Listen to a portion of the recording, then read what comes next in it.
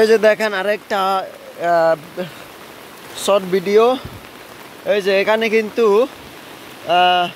ধানের চাষ করা হয়েছে, একটাও কিন্তু ধানের গজা বা পাতা দেখা যাচ্ছে না। আর ওই যে স্কুলটা হচ্ছে একদম ডুবিয়ে গেছে বন্যার জন্য।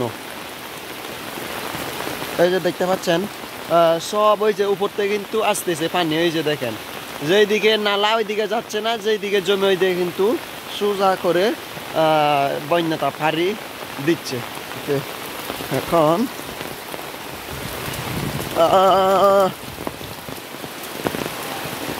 আমি যদি আরো সামনে দিয়ে দেখানোর চেষ্টা করি তাহলে দেখেন একদমই যেটা পথ বা রাস্তা রয়েছে এই দিকে কিন্তু পার হতে পারবে না।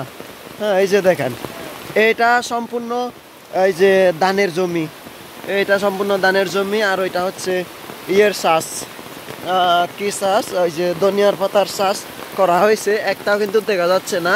ওই যে দেখেন, হ্যাঁ। আর হচ্ছে নালাটা একদিকে আর বন্যার জন্য হয়েছে আরও একদিকে। এই যে দেখতে পাচ্ছেন এতটুক হয়।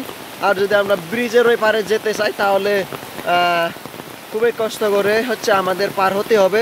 শুধু আপনাদেরকে কষ্ট করে দেখানোর জন্য পার হতে পারবো না আশা করি, কারণ অনেক হচ্ছে শক্তিশালী পানি।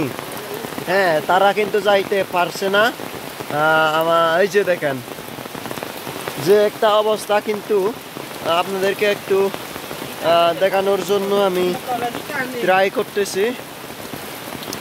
হ্যাঁ, খুবই একটা মুশকিলের ব্যাপার হয়ে দাঁড়িয়েছে। দেখতে পাচ্ছেন এইটা হচ্ছে হাতার পথ, এই যে এইদিকে হাতার পথ এইটা।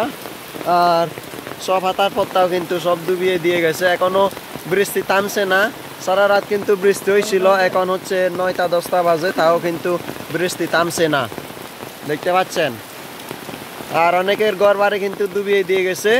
তো আমাদের রাঙ্গামাটির জেলায় বা রাঙ্গামাটি এরিয়াতে তেমন কোনো ক্ষতিগ্রস্ত হয় না, শুধু যারা একটু গ্রামে থাকে, 2-1টা গ্রাম আছে, সেই গ্রামে হচ্ছে জমি জমা নষ্ট করে দেয়, কিন্তু ঘর বাড়ি সহজে কিন্তু ডুবায় না।